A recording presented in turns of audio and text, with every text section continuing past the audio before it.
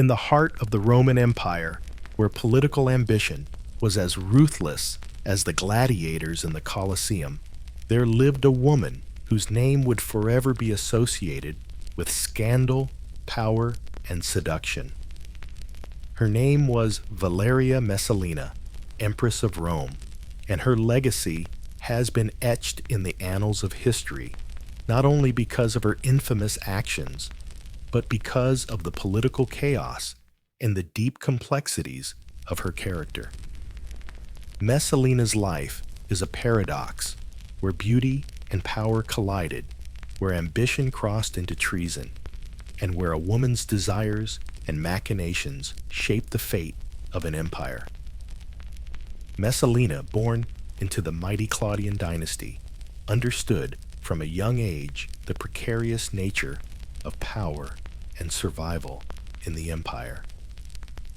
Her childhood was not defined by innocence or whimsy, as one might expect of a Roman aristocrat, but by the silent but ever-present weight of political intrigue. The corridors of her childhood home were filled with whispers of alliances and betrayals, and she learned early that to live in the imperial family meant constantly walking a tightrope, balancing between the dangerous heights of ambition and the precarious fall into ruin. Her marriage to Emperor Claudius, widely regarded as a politically motivated union, was the first step in a long climb to power. Despite being a man known for his intellectual prowess and scholarly nature, Claudius was not seen as a powerful figure within his own family. He was often dismissed as awkward stuttering and a bit of an outsider within the elite circles of Rome. Yet Messalina, in her youth and beauty, saw something else. She recognized that Claudius, despite his many weaknesses, represented an opportunity that would soon open the gates to power, wealth, and influence. But Messalina's rise to prominence would not be a slow, graceful ascent. She was not a woman to wait in the shadows for the throne to come to her. She would take it piece by piece, using every weapon at her disposal. Her beauty, her cunning, and above all, her understanding of Rome's political landscape. Messalina was more than just an empress. She was a master of manipulation, weaving webs of influence and alliances that spanned the imperial court, the Senate, and even the army. She was an architect of power, drawing on the ancient Roman belief that beauty could be both a tool and a weapon.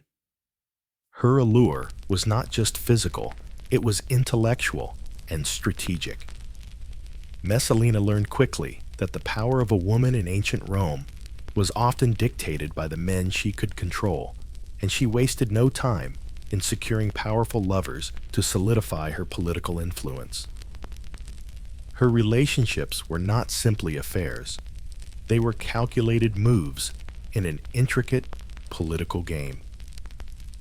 She was a master of playing Rome's elite against one another, using their ambition, their desires, and their weaknesses to her advantage.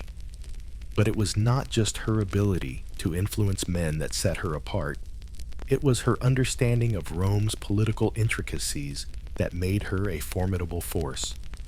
She understood that power was fleeting, fragile, and that it could be seized from anyone at any time. Messalina, with her youthful charm and remarkable intelligence, quickly became the most talked about woman in the empire. She captivated the attention of senators, military leaders, and even emperors, drawing them into her orbit as she silently and methodically expanded her own political empire. Yet this power was not without its dangers.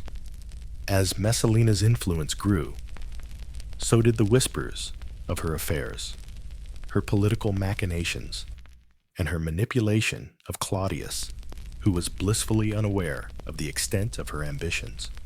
In a world where women were rarely seen as equal to men in terms of political power, Messalina's actions were a clear and dangerous challenge to the norms of Roman society.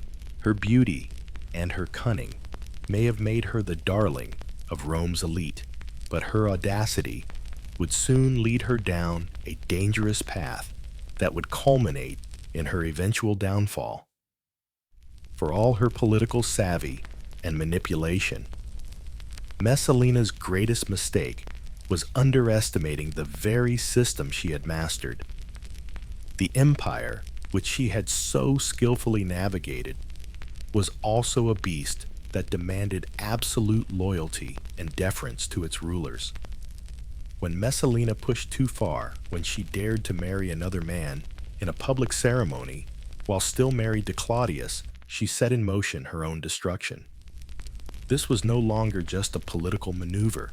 It was an open declaration of rebellion against the emperor, a challenge that could not go unanswered. What followed was a whirlwind of scandal, betrayal, and tragedy. As Messalina's carefully constructed world crumbled, so too did the facade of loyalty that she had so carefully cultivated. The whispers that had followed her throughout her life turned into a roar of public condemnation as she was arrested and executed. The once powerful empress, whose name had been whispered in the halls of the imperial court, was now a symbol of ambition gone too far, a cautionary tale of what happens when a woman dares to wield too much power. Yet even in death, Messalina's legacy endured. Historians, poets, and playwrights immortalized her, painting her as both a villain and a victim of her time. Some saw her as a ruthless schemer who used her beauty and power to manipulate men and destroy her enemies, while others saw her as a tragic figure who was consumed by a political system that valued power above all else. In the centuries that followed her death, Messalina became a symbol of both the dangers of unchecked ambition and the price that women in power often had to pay. In the story of Messalina, we see a woman who, in a time when women were often relegated to the sidelines of history, carved out a space for herself at the very center of the Roman Empire. She was a product of her world, a world that demanded loyalty, obedience, and respect for authority. But she was also a force of nature, a woman who understood the rules of the game and was willing to break them to seize power. Her life is a reminder that ambition, beauty, and power are not just tools for survival. They are weapons that can be wielded to reshape the world around us. This is the story of Valeria Messalina, Empress of Rome, political mastermind, seductress, and tragic figure. Her rise to power was swift, her influence undeniable, and her downfall inevitable. Yet her legacy both feared and revered lives on as a testament to the complexity of power, the dangers of ambition, and the extraordinary lengths one woman was willing to go to make her mark on history. In the sprawling marble palaces of Rome, amidst the whispers of servants and the clatter of lavish banquets, a child grew up who would come to embody the dangerous intersection of beauty, ambition, and political intrigue. Valeria Messalina, born into the mighty Claudian dynasty in 20 AD, could never have known as a baby how much her lineage would shape her destiny. Yet from her very first breaths, she was thrust into a world where every smile masked 100 whispered plots, where every gesture could carry the weight of 1,000 ambitions. Her father, Marcus Valerius Messala Corvinus Alcus, was a respected consul, but it was her mother, a member of the illustrious and often unstable Claudian family, who would shape her destiny in ways both subtle and dangerous. The Claudians were among the most powerful and infamous families in Rome, with roots deeply embedded in the very foundation of the empire. But power, as Messalina would come to learn, was not a gift, it was a battle, and those who inherited it were not the privileged, but those who could navigate the treacherous waters of political rivalry and social status. Messalina's early years were defined not by innocence or play, but by the shadow of politics that loomed over every aspect of her life. The imperial family, renowned for its power and prestige, was also notorious for its backstabbing betrayals and power struggles. While other children might have spent their days running through the gardens or enjoying the company of friends, Messalina's childhood was steeped in a culture of ruthless survival, an education of political maneuvering, far beyond the typical lessons of Latin and philosophy. The palace in which she was raised was not a home, but a battlefield. Her uncle's cousins and extended family all played their roles in the grand game of empire building, where alliances were made and broken with the same ease as one would change a tunic. And among the bitter rivalries and whispered rumors, Messalina began to understand that in Rome everything was a competition. Nothing was ever guaranteed, not even love. Love in her world was an illusion, a mask for something much darker and more complex power. She watched the men and women around her, including her own mother, make choices that reflected not affection, but the cold calculus of survival. Her mother, perhaps the most significant influence in Messalina's early life, was a brilliant strategist in her own right. She understood the importance of securing alliances through marriage, the power of securing one's future through influence and manipulation. Messalina learned early that the personal and the political were inseparable, that even the most intimate of relationships were governed by the harshest of politics. But it wasn't just her mother who shaped her understanding of power. The entire Claudian family was an institution built upon ambition and secrecy, its members forever vying for control of the empire. The whispers Messalina overheard during her childhood about her relatives, how her uncle, the Emperor Caligula, ruled with an iron fist, how her grandfather, Augustus, had built Rome into an empire, shaped her worldview. Messalina didn't grow up hearing about the idealism of emperors. She heard of the blood, the betrayals, the relentless struggle for dominance. She learned that in the halls of power, there was only one thing that mattered: survival. Perhaps it was the constant scheming and tension in the air that made Messalina such a keen observer. As a child, she watched her mother carefully cultivate relationships, charm the senators, and network with the most influential figures in Roman society. She learned that survival meant more than intelligence or beauty. It meant mastering the art of making others feel important, of appearing weak when one was strong, and strong when one was vulnerable. She could see it in her mother's interactions, the subtle power games that unfolded before her. The events of Messalina's childhood were painted in the shades of both privilege and danger. She was a member of the imperial family, but she was also an outsider, always watching, always calculating. While she had access to the riches of the empire, there was no escaping the fact that the Claudians, despite their lofty status, were constantly at war with each other. The intrigue that pervaded Roman life came to define Messalina's very existence. She understood perhaps better than anyone else her age that a misstep could mean the difference between life and death. Even within her family, alliances were constantly shifting. Her mother had married into the imperial family to increase her influence, but she had done so with one eye always on her own position, and Messalina had absorbed that same sense of caution. She watched the dynamics of power play out in her own household as different members of the family jostled for position. Messalina learned early that loyalty was fluid in this environment, and it could shift in an instant depending on what was at stake.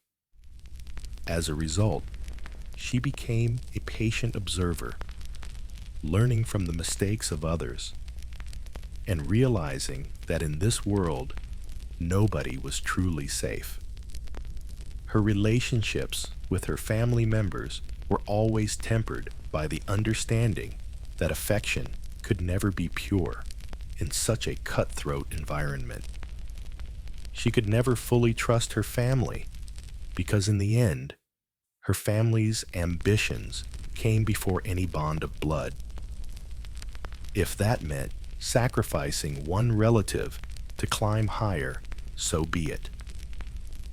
Rome's imperial court was no place for weakness, and Messalina absorbed this lesson deeply.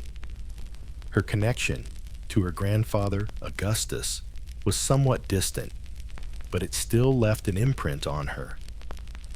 Augustus, the founder of the Roman Empire, had been the embodiment of Roman power, consolidating his rule through a mix of military brilliance and cunning political maneuvering. But Augustus had also been cold, calculating, and ruthless traits that Messalina would learn to emulate in her own climb to power. Augustus had built his empire not just on war, but on manipulation, knowing when to trust and when to betray. And Messalina, though, young already understood that her family's empire was built on the same principles.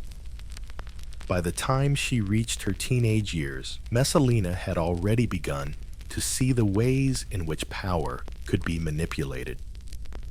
She may have been young, but her keen sense of observation made her an astute student of human nature.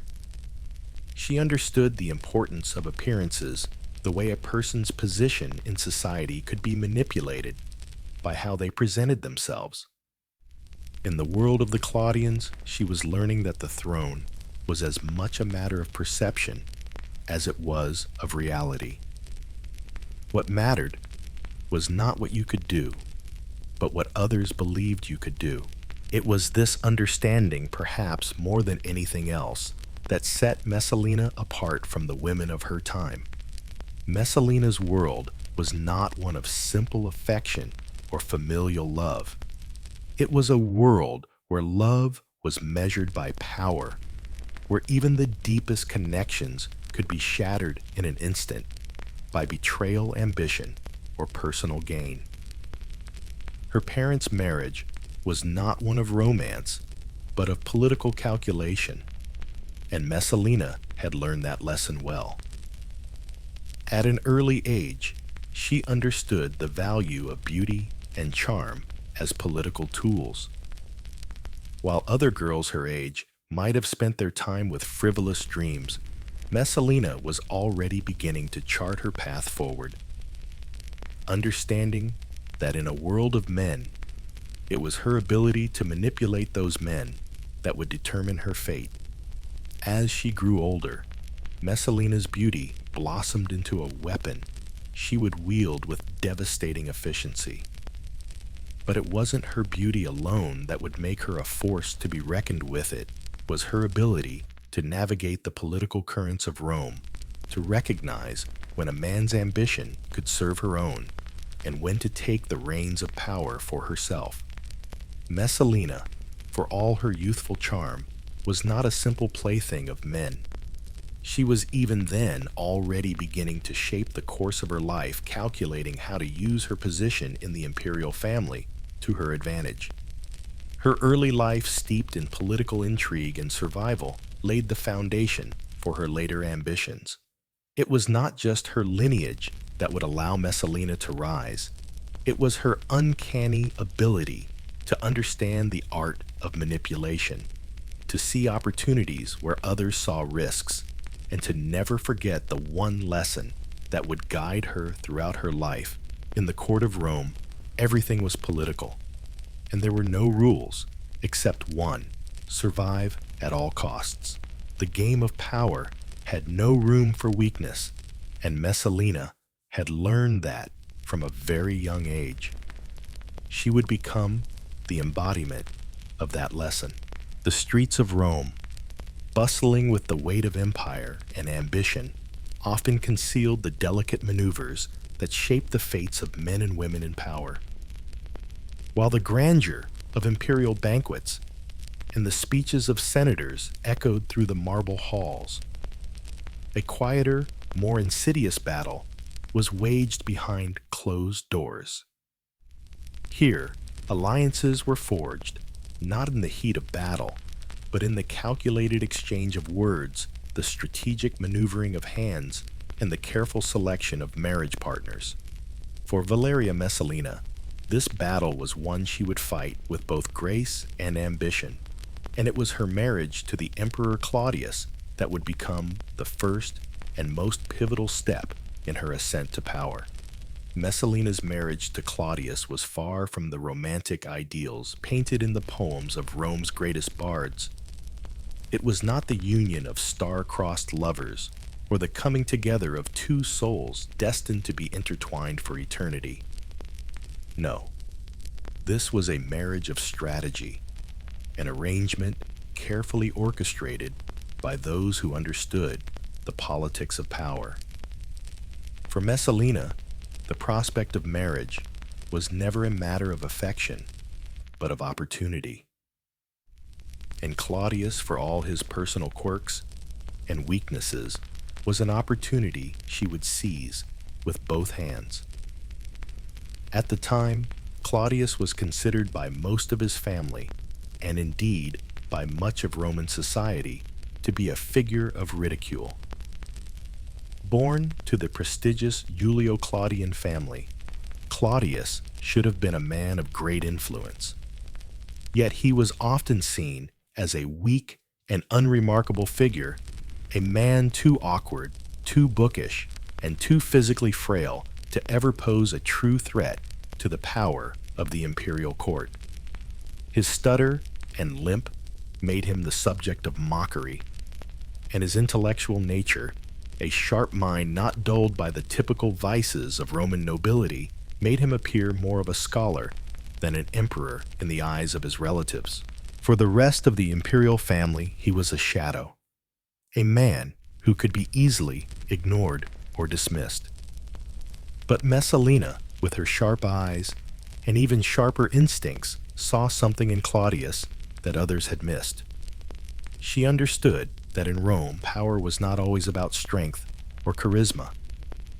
Sometimes it was about perception, opportunity, and patience.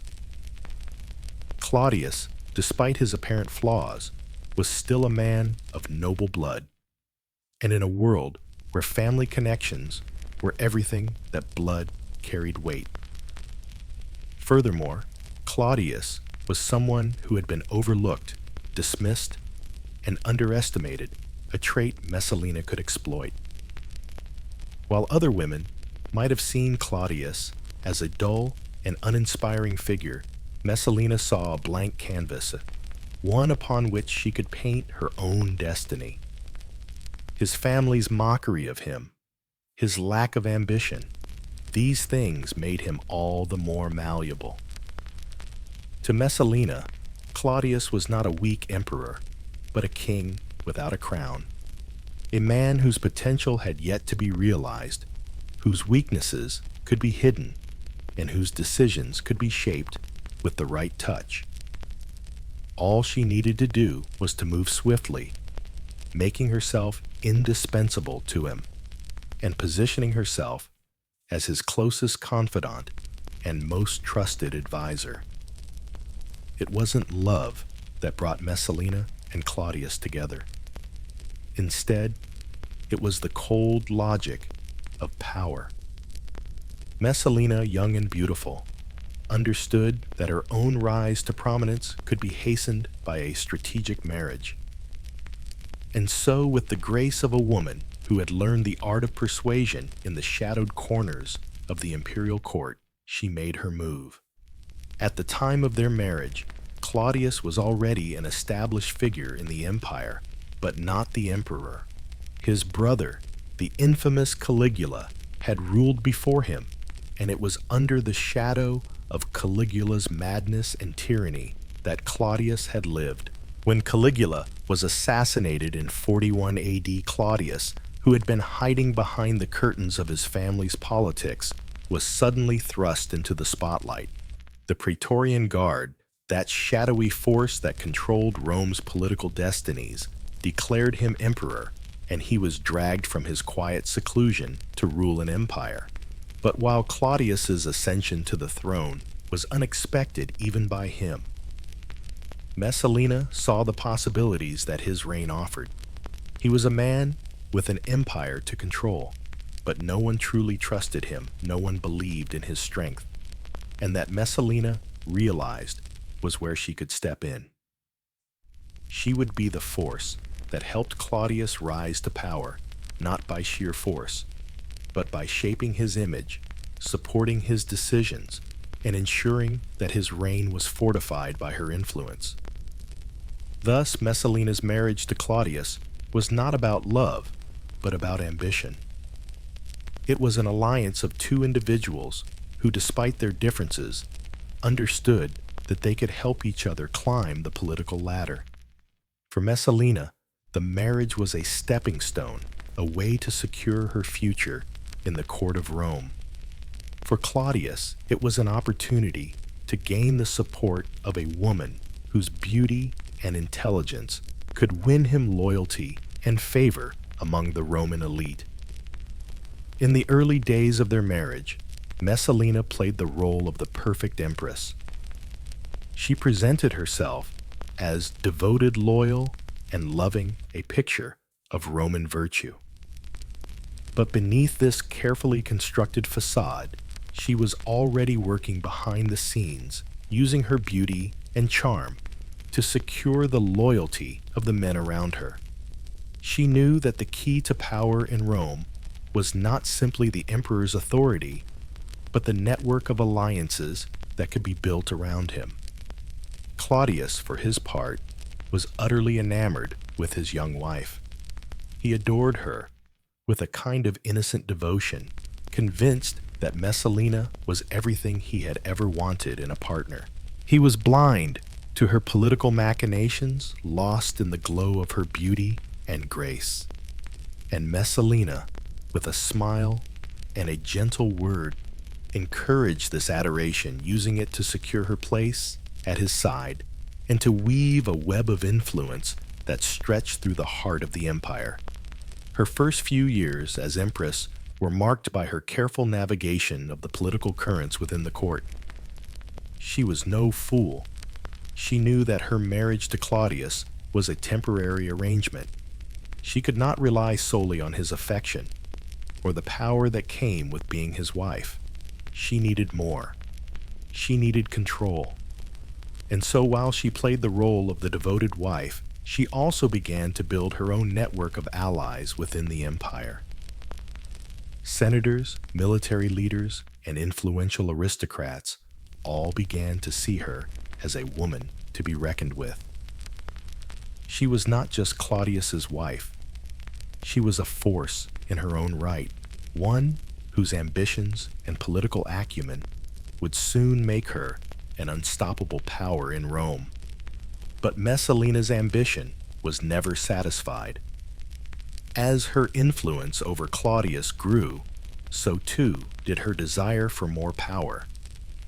She began to subtly manipulate her husband's decisions, nudging him in directions that would benefit her and her growing faction. Claudius, who trusted her implicitly, allowed her to make decisions on his behalf, certain that she was acting in his best interest. Little did he know that Messalina was laying the groundwork for her own rise to power, making moves that would one day elevate her far above the role of empress. It was during this time that Messalina's political savvy truly began to shine. She recognized that in a world dominated by men, the key to gaining power was not through physical strength or brute force, but through the manipulation of those around her. She began to gather a network of supporters, using her beauty and intelligence to win them over. Senators, generals, and even members of the imperial family began to view her not as a mere empress, but as a woman with the power to shape the future of Rome. Her marriage to Claudius, once seen as a political arrangement, was now the bedrock upon which Messalina built her empire. She was no longer just his wife. She was his most trusted advisor, his confidant, and the true power behind the throne. And as Claudius, oblivious to the machinations of his young wife, basked in the adoration of the Roman people, Messalina quietly plotted her next move, always seeking to further her own position and strengthen her grasp on the empire. But as with all stories of power and ambition, there would come a day when Messalina's carefully constructed world would begin to unravel. As her influence grew, so too did the enemies she had made along the way.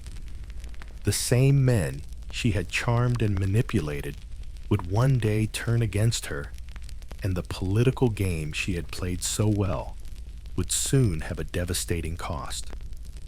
For now, however, Messalina stood at the height of her power, a woman who had used her marriage to Claudius as a stepping stone to a future that only she could envision. In the glittering, labyrinthine halls of the imperial palace, where every gesture, every word, and every glance was laden with significance, Messalina understood a fundamental truth. Beauty was not just an asset, it was a weapon. And in a world as fiercely competitive and dangerously ambitious as Rome, beauty was not merely a reflection of physical grace, but an instrument of power, an instrument she wielded with both cunning and precision. Rome, the greatest empire the world had ever seen, was a place where appearance and reputation held more sway than reality. The senators, the military commanders, the noble families, they were all constantly engaged in a delicate dance of image-making. To be beautiful in Rome was to have access to the most potent form of capital, one that could open doors, form alliances, and if wielded correctly, even alter the course of history. Messalina, raised in the shadow of imperial power, was not naive to this truth. She understood that her physical allure could be her ticket to influence, but it was how she used that beauty, the subtle ways in which she employed it, that would determine her rise. Her beauty was not merely a matter of symmetry or delicate features, though she possessed those in abundance. It was her ability to manipulate those around her with a glance, with a well-timed smile, and with the art of disarming charm.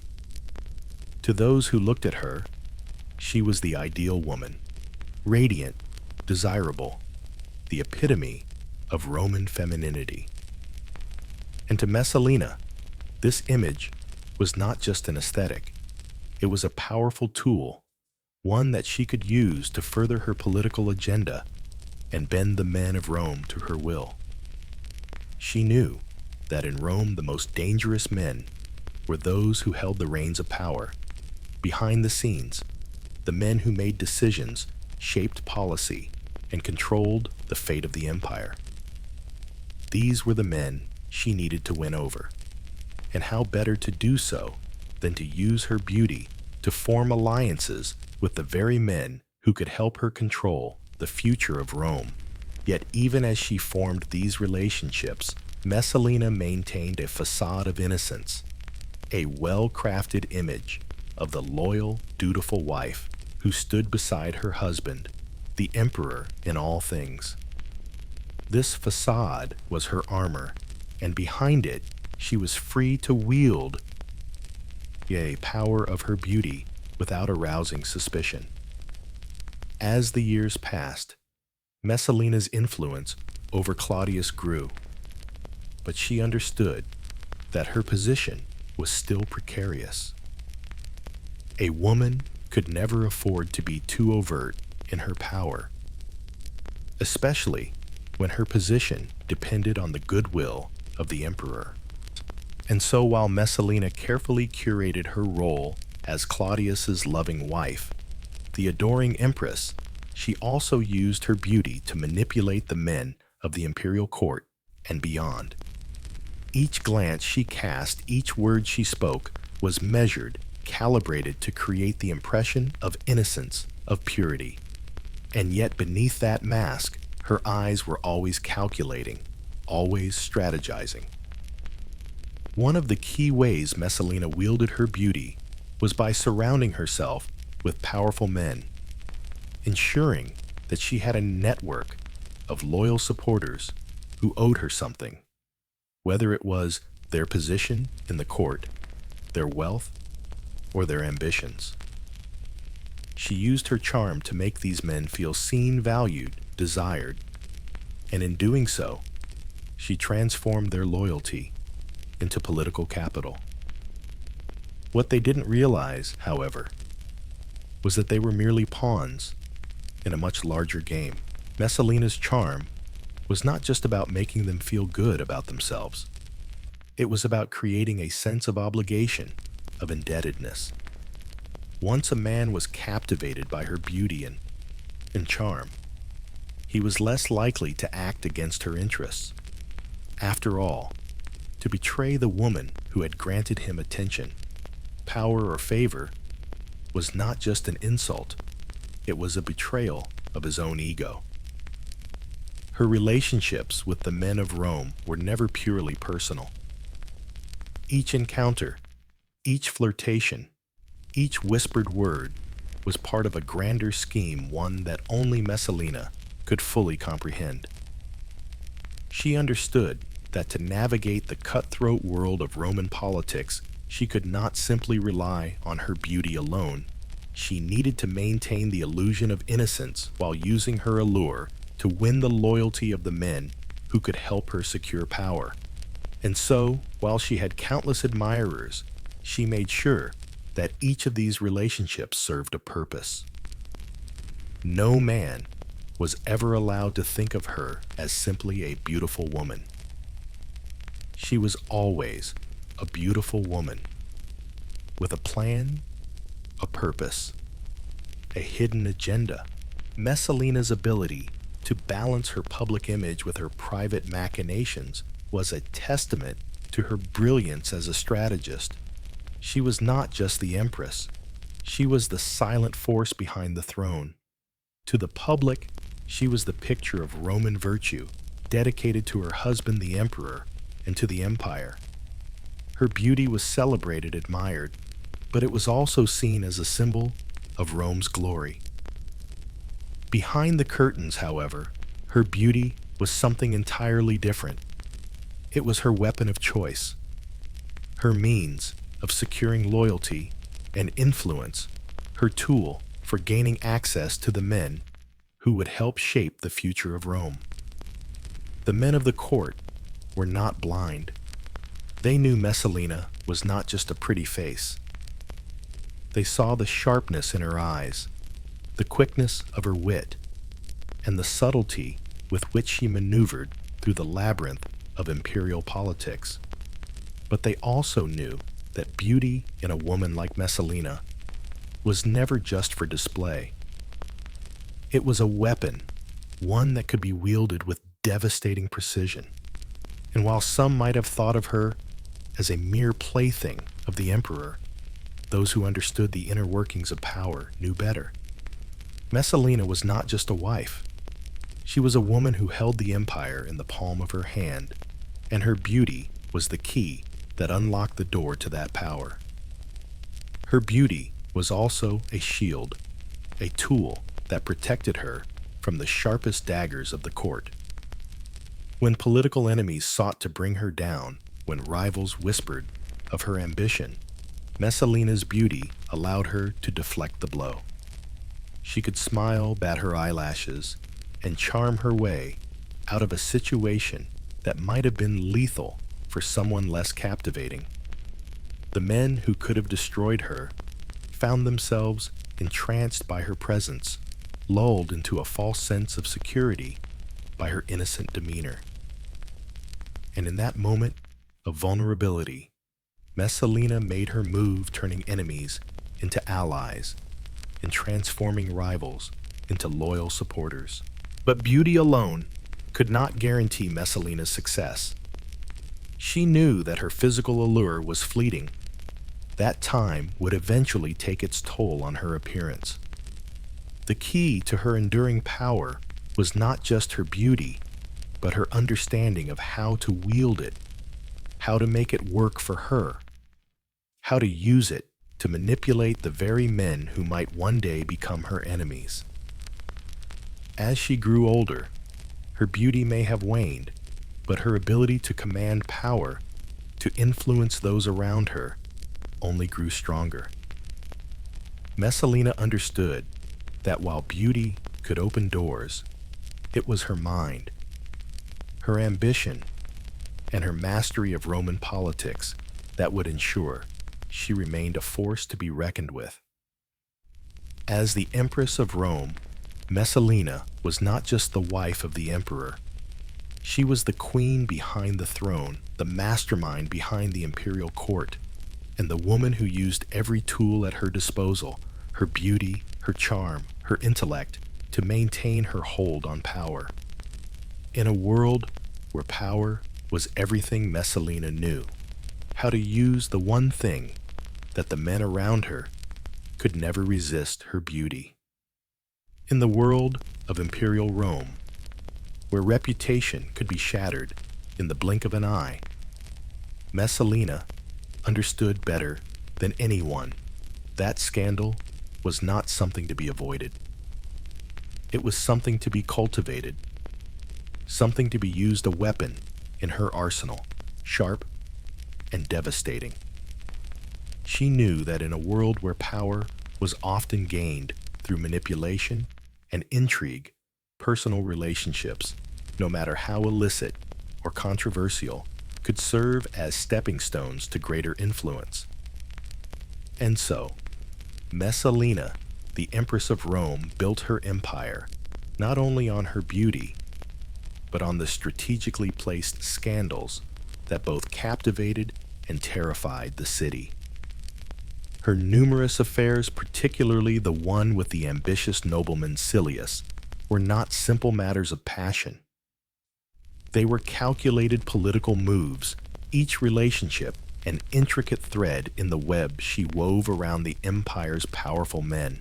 These affairs, which quickly became the talk of Rome, were not just whispers of infidelity. They were markers of her growing power and influence within the imperial court. They were part of her strategy, her way of securing loyalty, forging alliances, and asserting her control over the empire's key players. Claudius, ever the devoted husband, was unaware of the true depth of Messalina's political machinations. To him, she was the beautiful, loving wife, the mother of his children, and his most trusted advisor. He did not know the true nature of her relationships, nor did he realize how her affairs were serving as a backdrop to her ultimate ascent. But those who surrounded Messalina knew exactly what was happening. They saw her not as the dutiful wife, but as a woman playing the game of power with a skill that even the most seasoned men in Rome could not match. And one of her most significant and talked about relationships was with Silius, a handsome and ambitious man who would become a central figure in Messalina's rise. Silius was not just another lover. He was a man of power, wealth, and ambition, someone who saw in Messalina not just a beautiful woman, but a potential ally. Their affair began as a quiet whisper, a forbidden dalliance that seemed to occur behind the closed doors of the imperial palace. But like everything else in Messalina's life, it quickly became something much more. It was no longer just a personal affair. It became a strategic alliance. Messalina, recognizing Silius's ambition, saw in him a partner who could help her achieve her goals. He in turn saw in her the power he needed to climb the political ladder and secure his place at the top of Roman society. The relationship between Messalina and Silius became a public scandal that was impossible to ignore. The city of Rome, ever hungry for gossip, buzzed with rumors about the empress's relationship with a man who was neither a senator nor a member of the imperial family. But Messalina, ever the master of manipulation, knew how to turn these rumors to her advantage. She allowed the whispers to spread, encouraged them, even knowing that the scandal would only serve to strengthen her position. After all, in Rome, scandal was often more effective than silence. It drew attention, it demanded action, and it often served as a vehicle for change. Through her relationship with Silius, Messalina built a faction within the imperial court, a group of senators, military leaders, and influential men who were all indebted to her in one way or another. Silius was not just a lover, he was a conduit, a link between Messalina and the power brokers of Rome. With him by her side, Messalina could secure the loyalty of those who might have once been hesitant to align themselves with a woman. She used her relationship with Silius to send a clear message. She was no longer just the wife of the emperor. She was a woman who could command men, who could wield her beauty, her charm, and her political influence to shape the empire according to her will. But Messalina's relationship with Silius did not remain a secret for long. Rome, with its sprawling network of spies, informants, and gossip mongers, was quick to catch wind of the affair. The scandal spread like wildfire, and soon the entire city was abuzz with rumors about the empress's infidelity. What began as whispers among the courtiers turned into a public spectacle, with Messalina's name on the lips of every senator, every military officer, and every common citizen. To many, she was no longer the devoted wife of Claudius. She had become something else entirely, an ambitious, calculating woman who would stop at nothing to achieve her goals, even if it meant breaking every rule of propriety and decorum. The affair with Silius, however, was not just about personal indulgence. It was part of Messalina's broader strategy to solidify her control over the political elite of Rome. By engaging in a relationship with a man who had significant influence and connections, Messalina ensured that her political network expanded beyond the confines of her marriage to Claudius. She was no longer just an empress. She was the architect of her own empire, a woman whose alliances, both personal and political, were growing stronger by the day. The scandal, as intended, worked in Messalina's favor. It created divisions among the men of Rome, dividing them into factions that either supported her or opposed her. Some saw Messalina as a woman who wielded her beauty and charm to further her political aims, while others viewed her as a threat, a woman who had the power to destabilize the delicate balance of Roman politics. But for Messalina, the scandal was a necessary evil, a way to solidify her control and keep her enemies at bay. As long as she kept them distracted by her affairs, they would not be paying attention to her true ambitions. In the midst of the chaos, Messalina remained ever the consummate performer.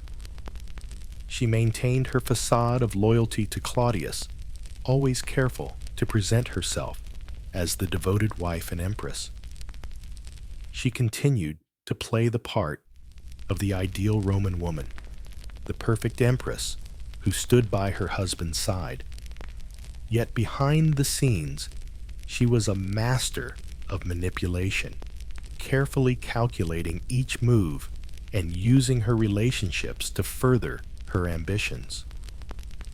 Her beauty, which had once been her most obvious asset, was now a tool she used with deadly precision, knowing that in a city like Rome, beauty could be both a blessing and a curse. It could attract enemies, but it could also buy loyalty. Messalina's affairs were not just about personal pleasure or indulgence.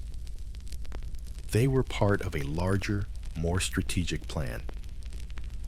With every lover, with every scandal, she was building a network of power, securing her place at the heart of Rome's political elite. Her relationships, though often scandalous, were not reckless. They were carefully thought out, each one a calculated move in the game of power she was playing. Yet, even as Messalina reveled in the chaos she had created, she knew that the risks were high. The rumors of her affairs were growing louder, and her political enemies were beginning to take notice. Some began to whisper that Messalina, with her growing influence, was becoming too powerful, too dangerous. Her relationship with Silius, though it had brought her closer to the political elite, also made her vulnerable. Silius's own ambitions, combined with Messalina's manipulations, created a volatile mix, one that could have dangerous consequences if Claudius ever discovered the true extent of his wife's machinations. But Messalina, ever the pragmatist, was not afraid of danger.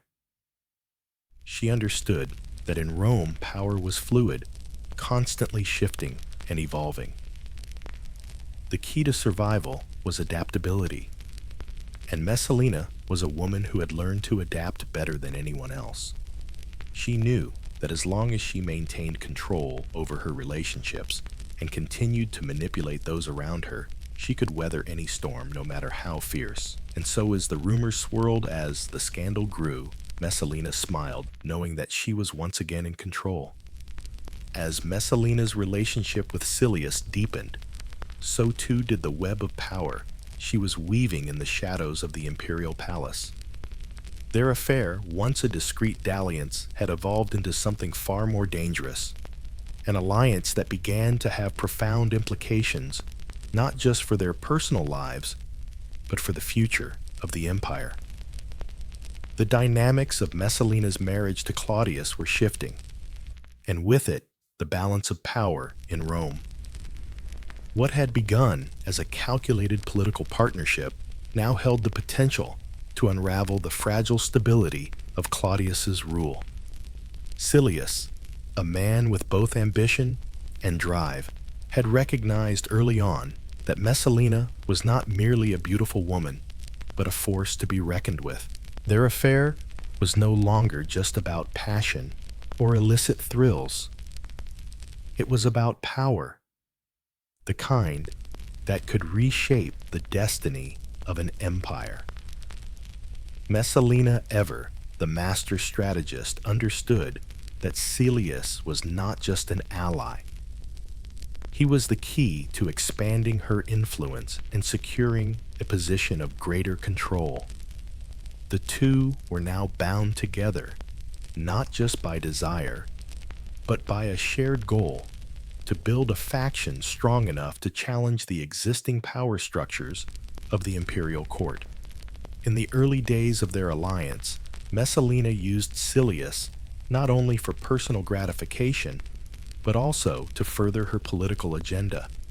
His rise in power was swift, as Messalina funneled wealth, influence, and favor toward him, positioning him as a potential successor to Claudius.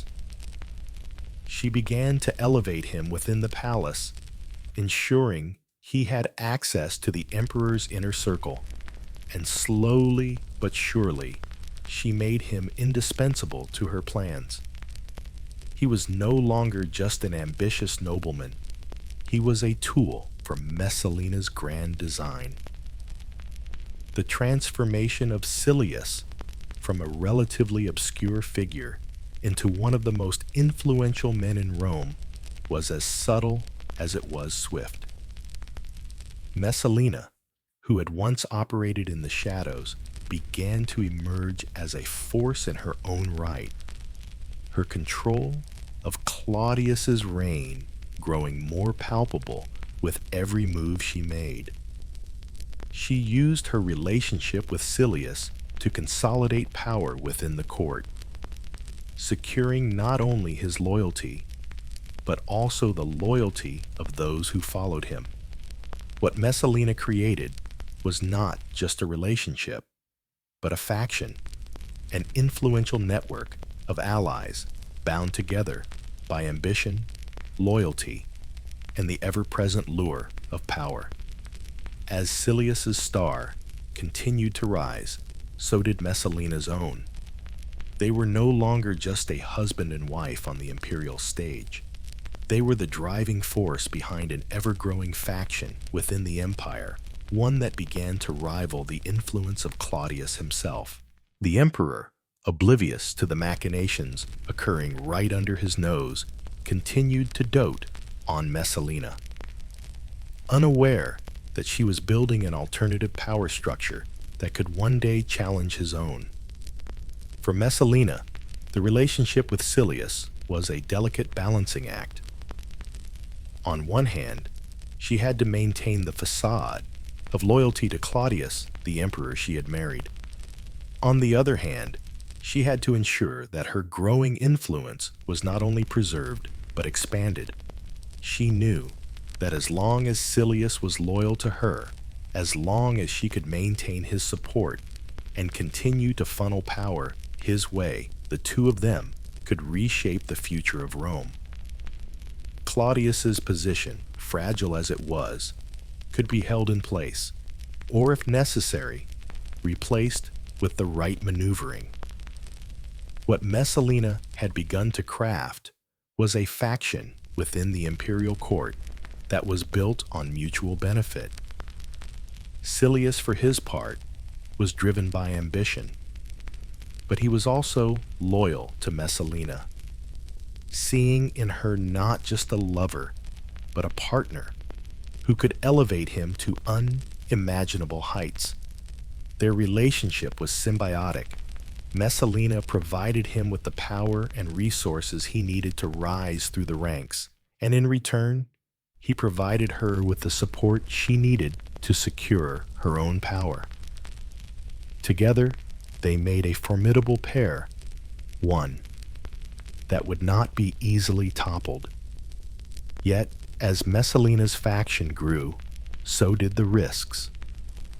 Claudius, though somewhat oblivious to the inner workings of his court, was not completely blind to the growing influence of his wife and her lover. In the quiet moments between palace duties, Claudius must have felt the shifting tides of power, though he was reluctant to acknowledge it. After all, how could the man who had been declared emperor, who had risen from the shadows to claim the throne, possibly fathom that his own wife, whom he trusted implicitly, was creating an empire of her own? But the true danger of Messalina's growing faction was not just the personal betrayal it represented. It was the political implications of her actions. The closer she drew Silius into her orbit, the more she cemented his place as a legitimate rival to Claudius. Silius was not simply a lover. He was becoming the face of Messalina's growing faction, one that was gradually taking control of the key aspects of the empire. With Silius by her side, Messalina could challenge the very foundations of Claudius's rule. She could, if she so chose, strip him of his power and placed Silius at the helm of Rome's empire. The senators, military leaders, and noble families that had once looked upon Messalina with disdain now began to see her as a woman to be reckoned with. Messalina had turned what could have been a scandal into a political force, and Silius was the man who stood at the center of it. The empire was not just her husband's domain, it was becoming her own, a world that Messalina could reshape in her image. But power, as Messalina knew, was fragile. The more she funneled into Silius, the more she made him indispensable to her plans, the more she drew attention to their alliance. What had once been a quiet partnership began to be seen as a looming threat by those who watched from the sidelines. The emperor's court was filled with whispers of betrayal, of ambition, of a woman who had begun to outgrow the role of empress and had started to think of herself as something greater, the true ruler of Rome. Silius, for his part, seemed to relish his growing role in Messalina's world. He was no longer the passive lover, content to be swept along by her charm. He was a man of action now, someone who understood that the path to power lay not just in winning Messalina's favor, but in securing his own position in the court. His ambition grew with every passing day, and as Messalina's influence continued to expand, so too did Silius's. Together, they were an unstoppable force, one that had the potential to bring Rome to its knees, and neither of them would stop until they had secured their place at the top. Messalina's increasing reliance on Silius and the faction they were building together was not without consequences. The court was beginning to take notice, and there were those who saw Messalina's rise as a challenge to the established order. Her alliances, once whispered in the dark corners of the palace, were now becoming public knowledge. And as her influence grew, so did the number of enemies she was creating. In a palace that was rife with intrigue and deceit, Messalina had managed to carve out a faction of her own, one that threatened to overshadow the power of her husband. The game was no longer about loyalty to Claudius, it was about loyalty to Messalina and Silius, and the empire was beginning to split along those lines. What had once been a world ruled by one emperor was now becoming a world divided between two forces, the established Emperor Claudius and the rising empire of Messalina and Silius, and so the stakes grew higher. Messalina knew that in this game there could only be one victor. She had already secured her position at the heart of Rome's political machinery. But now, the question was whether she could maintain control, or whether her ambition would ultimately cost her everything.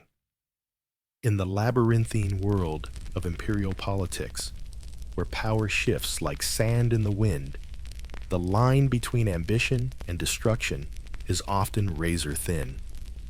Messalina, ever the ambitious schemer, had long flirted with this line, walking it as deftly as she had danced around her husband, the Emperor Claudius. But now, in a single reckless act, she would cross it. Messalina's decision to marry Silius in a public ceremony while still married to Claudius was the ultimate gamble, one that would reverberate throughout the halls of power, shaking the very foundation of the Roman Empire. Rome, a city built on order power, and the sanctity of its rulers, was now watching as its empress, its symbol of imperial unity, cast aside the very thing that had given her legitimacy, her marriage to the emperor. It was one thing to engage in whispered affairs, to navigate the shadowy world of court intrigue, where the boundaries between personal and political were often blurred. It was another thing entirely to make a public declaration, and open defiance of the emperor himself. By marrying Silius Messalina, had not just crossed a line, she had torn it down. Claudius, who had spent much of his reign in the shadows of his more charismatic relatives, was now thrust into the harsh light of betrayal. His empire, which he had so carefully managed, was now teetering on the edge of chaos. Claudius had always been somewhat oblivious to the power dynamics within his own court, too trusting of the people closest to him. He had never truly seen Messalina for the political player. She had become blinded by love and a sense of duty to her. But this act, this brazen public marriage, could no longer be ignored. It was not just a betrayal of the vows they had exchanged. It was an act of insurrection, an outright challenge to his authority as emperor. Messalina's decision to marry Silius was an audacious power play, one that would have far-reaching consequences for both her and Claudius. The act was not only a personal betrayal, but a political one. For it was not just a case of a wife cheating on her husband, it was an attempt to usurp him, to replace him with a man who was in many ways her equal, if not her superior in ambition and drive. The ceremony itself, though, perhaps meant to be a symbolic gesture of power, was a direct slap in the face to Claudius. It was an open challenge to his authority, one that could not be brushed aside or dismissed as a mere scandal. To the senators, the military leaders, and the people of Rome, Messalina's public marriage to Silius was a clear declaration she was ready to rule with or without Claudius by her side. The ceremony itself was a spectacle, an extravagant affair, complete with guests, music, and the full trappings of a royal wedding. But the most striking thing about it was its audacity. Messalina, the Empress of Rome, stood before her guests not as the wife of the emperor, but as the new bride of another man. Claudius, who had been left out of the ceremony entirely, was not even invited to witness the spectacle. The public nature of the event was a deliberate slap in the face to the emperor. Messalina knew exactly what she was doing. She wasn't just marrying Silius for love or lust. She was marrying him as a political statement, a declaration of her own power. For Claudius, the shock must have been overwhelming. To be betrayed by someone he trusted so completely, someone he had believed to be loyal, was a blow that cut deeper than any assassination plot or military defeat. Messalina's act was not just a betrayal of their marriage vows. It was a direct attack on his very authority as emperor. Claudius, for all his flaws, was not blind to the implications of this act. He understood in that moment that his position as emperor was no longer secure. The empire, which had once been his to command, was now in the hands of those who would challenge him at every turn. Messalina had not only taken a lover, she had taken his throne. As the news of Messalina's public marriage to Silius spread throughout Rome, it sent shockwaves through the imperial court.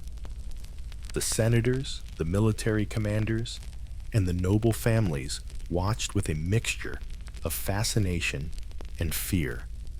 In the halls of the palace, whispers grew louder, and the fragile facade of imperial unity began to crumble.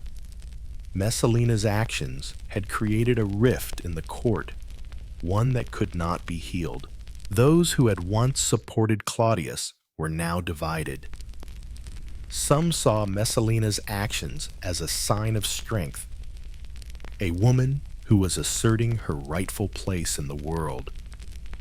Others saw it as treason, a threat to the stability of the empire that could not go unpunished.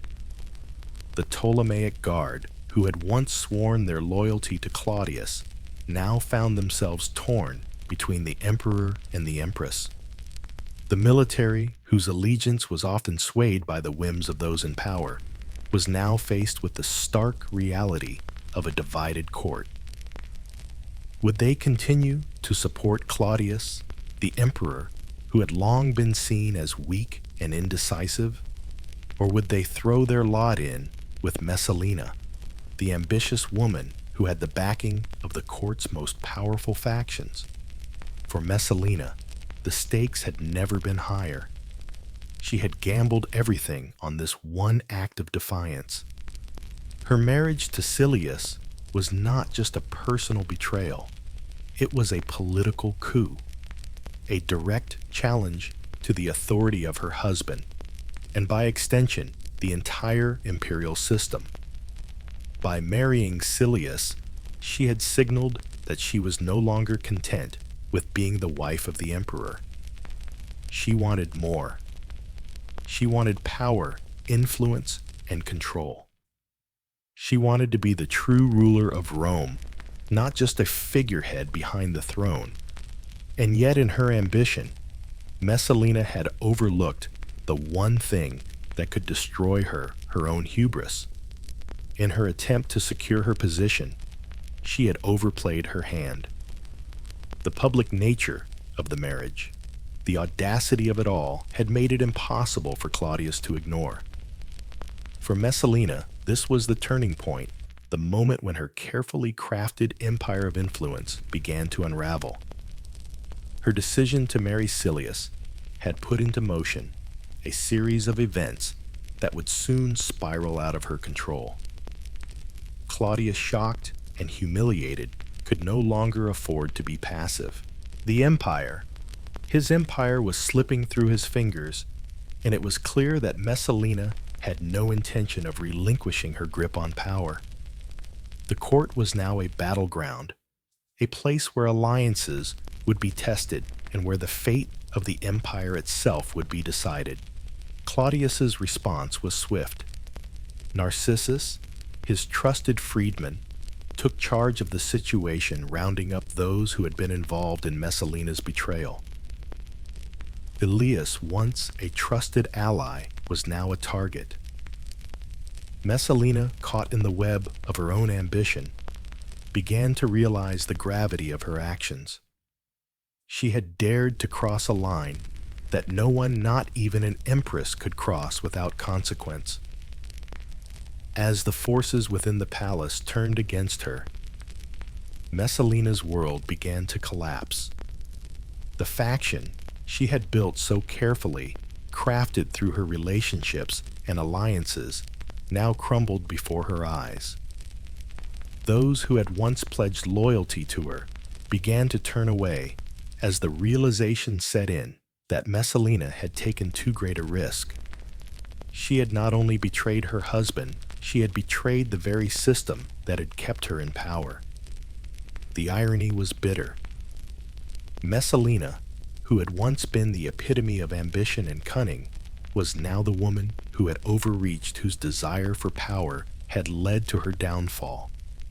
Her marriage to Silius, once a symbol of strength and political brilliance, had become her undoing.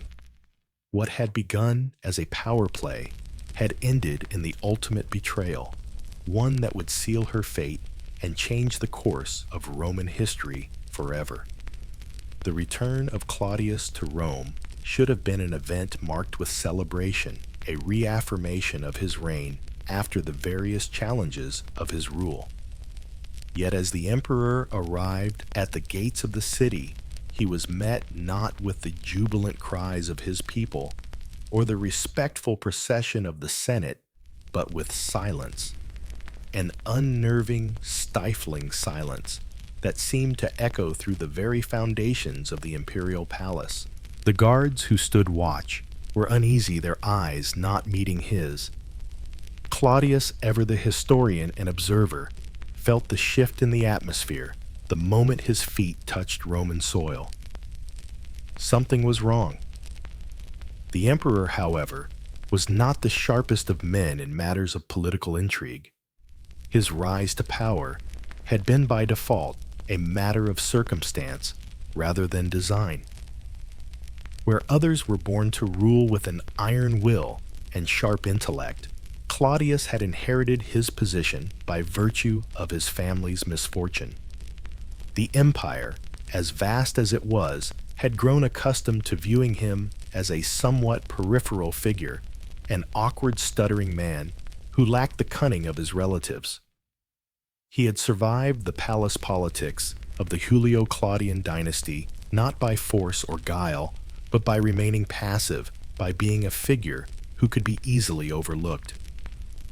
But this, what was now unfolding before him, was not something that could be ignored. No longer was he just the man who had taken the throne through happenstance. No longer could he hide behind the veneer of an emperor who had inherited his crown by default. The throne now had to be defended not by others, but by him and him alone. As he entered the palace, he was greeted by his most trusted freedman Narcissus, a man whose loyalty had never wavered. Narcissus's face, usually composed and inscrutable, betrayed the weight of the news he was about to deliver. He had not yet told Claudius the full extent of Messalina's betrayal, but the signs were already visible. The hurried, worried way Narcissus moved, the careful glance that passed between them, it all told the emperor that something had shifted in the air, something terribly wrong. "Your Majesty," Narcissus said quietly, "there is something you must know." Claudius's stomach tightened. He had seen this look in the eyes of his trusted servants before, when trouble loomed on the horizon, when the empire's political currents shifted with unsettling force. He had seen it when his family conspired behind his back, when others sought to undermine his reign. Yet he never expected the storm that now gathered before him. "What is it, Narcissus? What's happened?" Claudius asked, trying to keep his voice steady, though the words seemed to lodge themselves in his throat. Narcissus paused for a moment, then spoke the words that would alter the course of the emperor's life forever. "Messalina, your wife, has betrayed you." The weight of the words hung in the air like a dark cloud, thickening with each passing second. Claudius, stunned, looked at his freedman, his mind struggling to comprehend what he had just heard. Betrayal was not a word he had ever associated with Messalina. His wife, the mother of his children, had always been by his side, supporting him, advising him, helping him through the intricacies of governing an empire that was too often beyond his grasp. She had been his anchor, his source of solace in a world filled with political maneuvering and backstabbing. Yet now, the very foundation of their marriage was cracking. Messalina, the woman he had loved and trusted, had not only betrayed him emotionally, but politically as well. The weight of the realization hit Claudius like a thunderclap. He could hardly breathe. His mind scrambled to piece together the scattered fragments of the truth. Narcissus continued, his voice low and urgent. "Messalina has married Silius in a public ceremony. They've done this in full view of the court without any shame." Claudius felt the world tilt beneath his feet. He swayed slightly, his heart hammering in his chest as the enormity of the betrayal took hold. His wife had married another man while still married to him. In a public ceremony, in full view of the court, the room seemed to spin around him. The walls of the palace, once a place of security and familiarity, now seemed like the walls of a prison, trapping him in a nightmare he could not escape. Claudius sank into a nearby chair, his hands trembling as he struggled to process the overwhelming flood of emotions surging through him. He had known that the court was filled with intrigue, that power was ever-changing and fragile. but he had never imagined his own family could be so treacherous. And then came the political terror that followed. Messalina's act of betrayal was not just a personal affront. It was a direct challenge to his authority as emperor. To marry Silius was not just an affair, it was a coup, an open declaration that Messalina no longer recognized him as the ruler of Rome. She had publicly aligned herself with another man, a man whose ambition and power had now made him a legitimate rival to Claudius. Claudius's mind raced. The emperor had spent years securing his reign, carefully managing alliances and balancing power within the empire. He had survived assassination attempts, family betrayals, and political intrigue. He had even been mocked by his own relatives, those who thought him too weak to rule. Yet despite it all, he had endured. He had held on to his throne not through force, but through his ability to navigate the complex politics of Rome. But now, Messalina's actions had shattered that delicate equilibrium. Narcissus, sensing the emperor's distress, knelt beside him. "My lord, you must act swiftly. The situation has become critical. Your authority is being questioned. Messalina's faction, led by Silius, is growing in power. We must secure the loyalty of the Senate and the military before it is too late." Claudius's mind was a swirl of confusion and anger. How could Messalina do this? How could she betray him so completely, so publicly? His feelings of heartbreak were deep and raw, but they were quickly replaced by the cold, calculating need to preserve his reign. Rome was watching, waiting to see how he would react. The emperor's position was fragile, and Messalina's betrayal had exposed that fragility in the most brutal way possible. He stood up abruptly, his breath coming in short gasps. "Prepare the Senate. We must address this situation immediately. I cannot allow this treachery to stand. Silius must be dealt with. He cannot be allowed to rise any further. I will not let my empire be taken from me." Narcissus nodded, understanding the gravity of the emperor's words. "Your Majesty, we will act quickly. But remember, the Senate's loyalty is fickle. We will need more than words to win their favor." Claudius nodded grimly, his mind already working through the steps of how he would confront Messalina and Silius. This was no longer about love or marriage. It was about survival. He had to act decisively, ruthlessly. If he did not, Rome could slip from his grasp. As Claudius prepared to face the inevitable confrontation with Messalina, a wave of realization washed over him. His entire life, his entire reign had been marked by a sense of doubt and insecurity. He had never believed he was truly meant to be emperor, never fully embraced the idea that he was in control of Rome's destiny. But now, with Messalina's betrayal laid bare before him, he understood that he was at a crossroads. He could either be the emperor who cowered in the face of treachery, or he could be the emperor who took control, who rose from the ashes of this betrayal and seized the reins of power once and for all. The decision was his and his alone. But the realization came too late. In the days that followed, as Claudius sought to consolidate his power and address the threat Messalina had created, the fate of the empire was sealed. The wheels of history had begun to turn, and the consequences of Messalina's betrayal would soon be felt by both her and Claudius in ways neither could have predicted. Messalina's world had always been one of intricate layers, power-beauty alliances, and treachery woven together in a fine, delicate tapestry. But as the news of her betrayal spread throughout the palace and the streets of Rome, that tapestry unraveled with a terrifying swiftness, exposing her to the brutal realities of the very power she had so carefully crafted. The empress, who had once moved through the palace as a queen, commanding respect with every glance and every gesture, now found herself in a fight for survival, not on the political battlefield, but in the very halls that had once echoed with her laughter.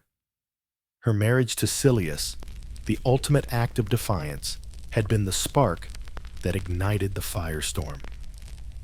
The flames of scandal spread quickly, fueled by whispers in the Senate, by gossip among the people, and by the growing faction of senators and soldiers who now saw Messalina not as the empress, but as a dangerous rival to Claudius.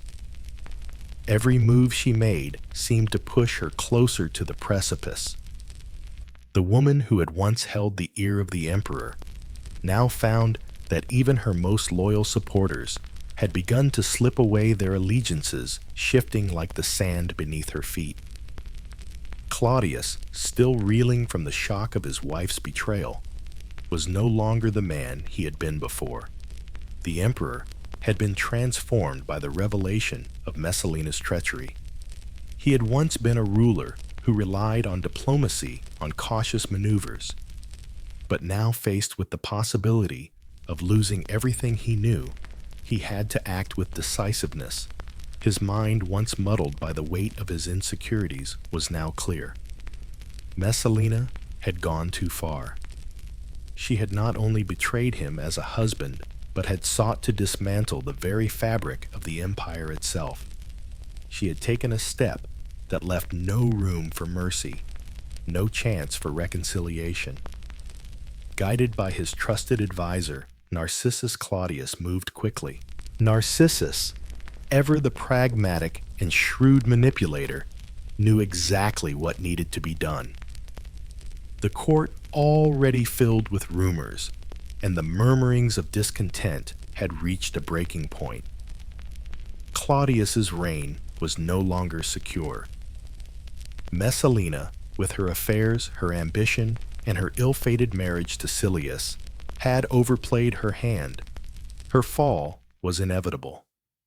The emperor, though deeply wounded by the betrayal, was not a man to hesitate when it came to securing his position. Narcissus, who had risen in stature through his loyalty to Claudius, was unrelenting. He knew that Messalina, despite her beauty, her charm, and her influence, had become a dangerous liability. If she was allowed to live, she would remain a symbol of rebellion, a constant threat to Claudius's authority. Her execution was the only option. It would not only remove the immediate danger, but also send a clear message to those who might dare to challenge the emperor. The news of Messalina's impending doom spread quickly through the palace.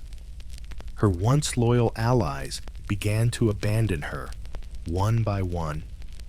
The same men who had once sung her praises, who had benefited from her favor and influence, now distanced themselves, fearful of being caught in the wake of her collapse.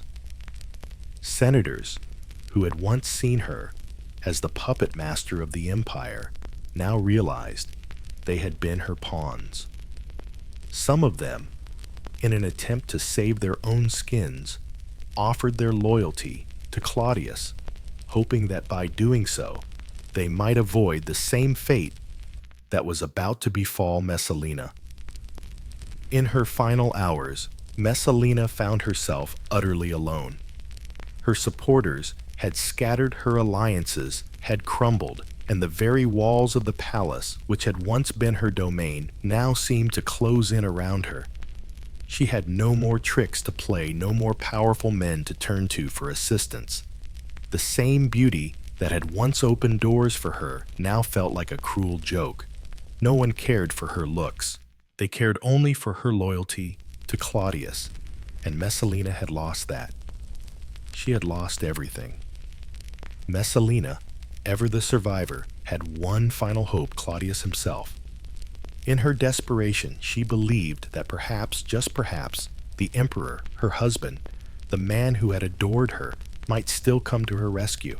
But that hope, as fragile as it was doomed to fail. Claudius, still reeling from the shock of her betrayal, had no room left in his heart for mercy. What Messalina had failed to understand was that for a ruler, betrayal of this magnitude could not be forgiven. Her ambition had not only threatened his rule, it had humiliated him in front of the entire empire. Claudius would not let her live to see another day. As the hours ticked by, Messalina's fate was sealed.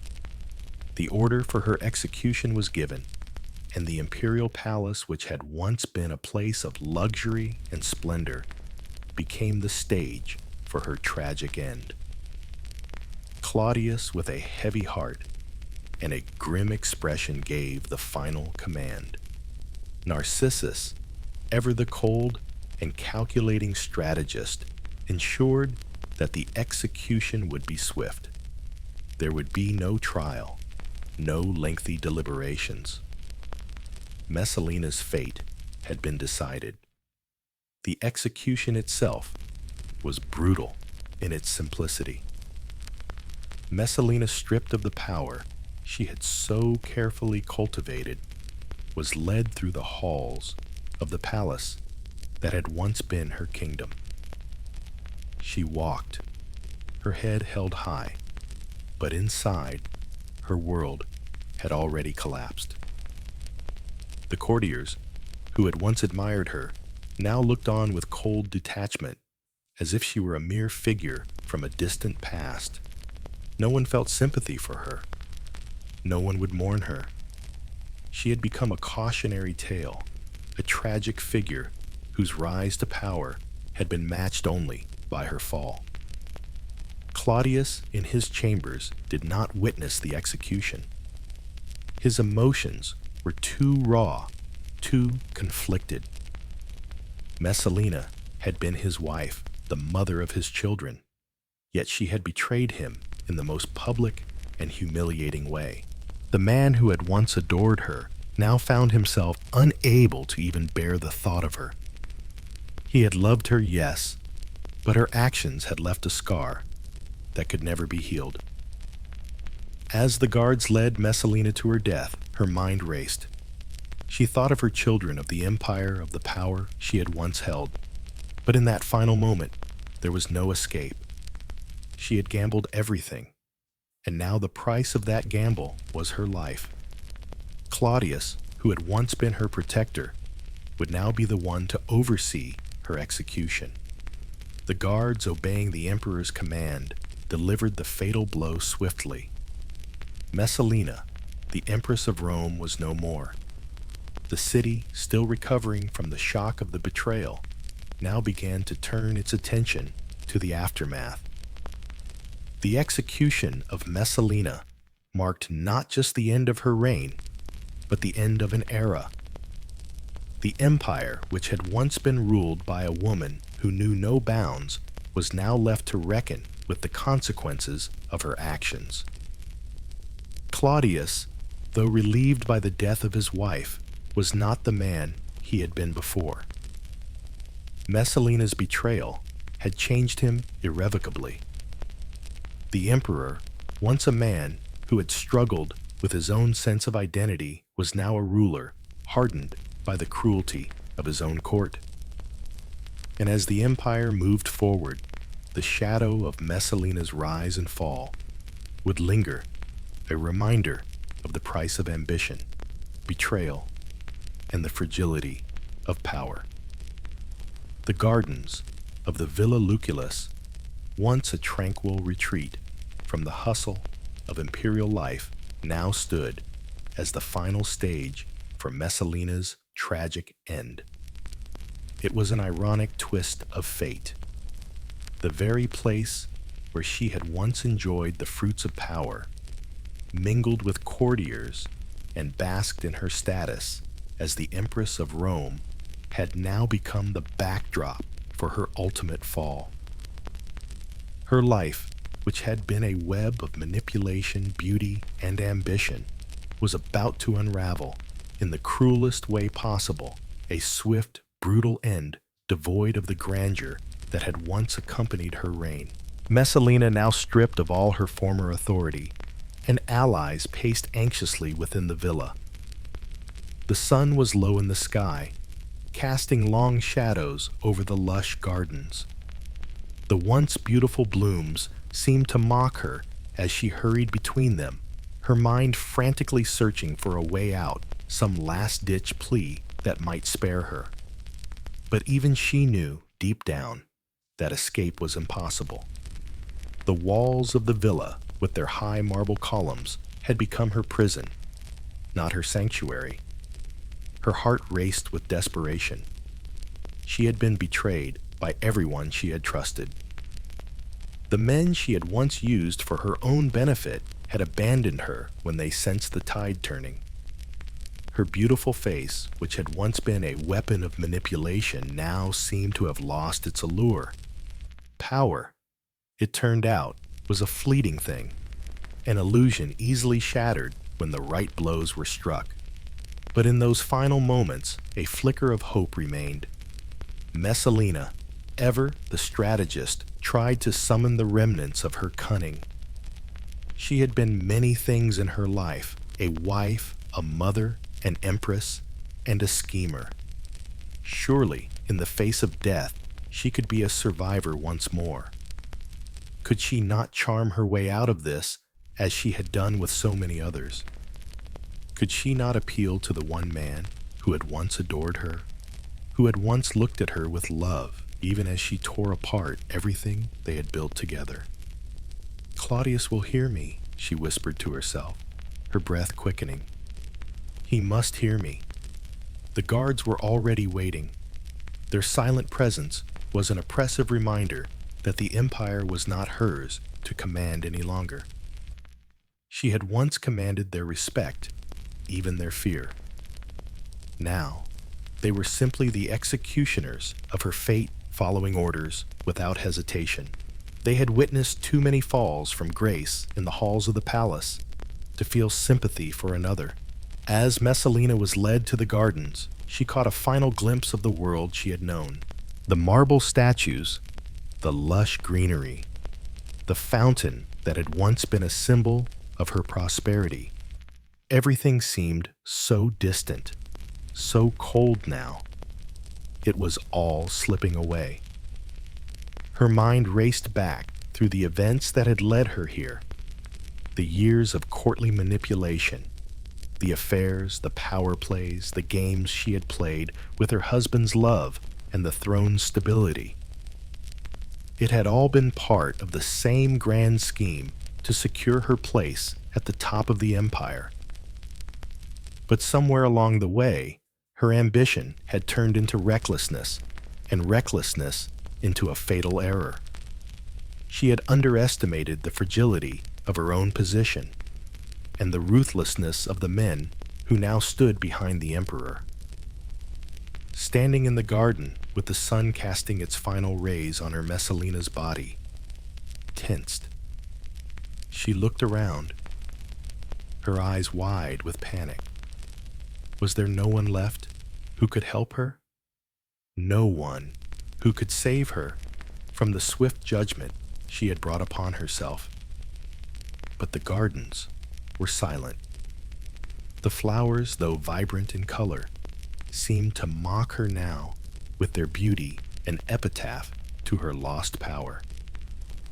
The guards, once loyal soldiers who had known her presence as empress, now stood impassively as they readied themselves to carry out the emperor's command.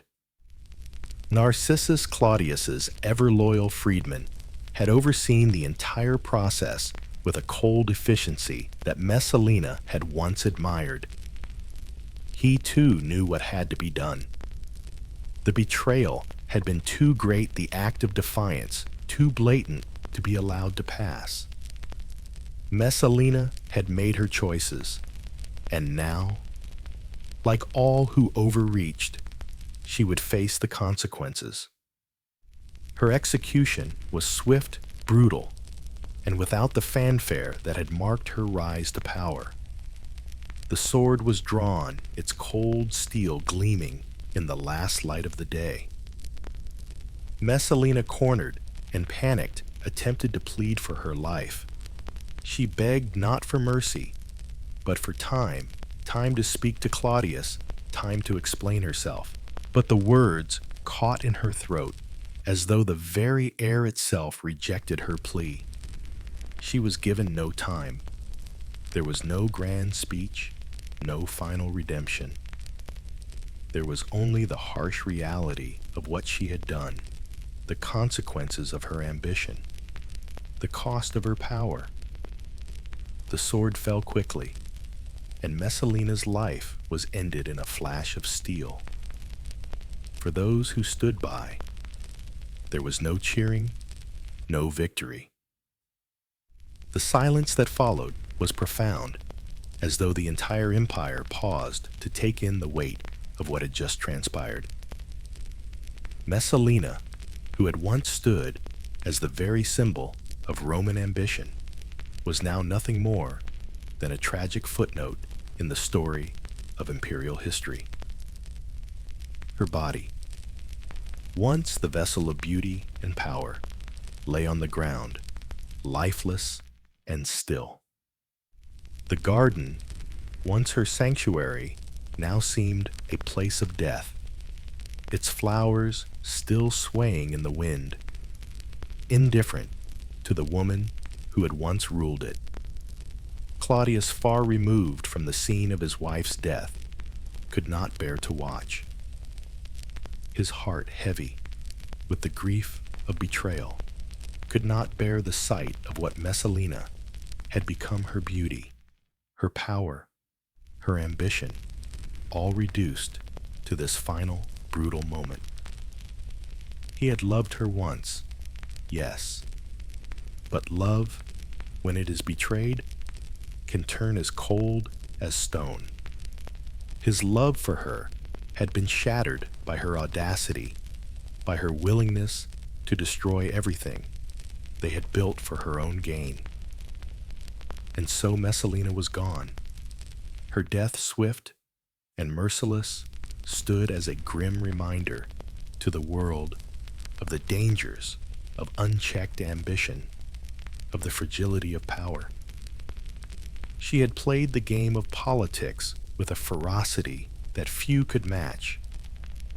But in the end, it had been her own ambition that had brought her low. The empire, for all its grandeur and might, was unforgiving. It had claimed another victim, another ruler brought down not by the hands of enemies, but by their own choices. And so in the gardens of the Villa Lucullus, where once she had reveled in the beauty of life and power, Messalina, the Empress of Rome, was buried.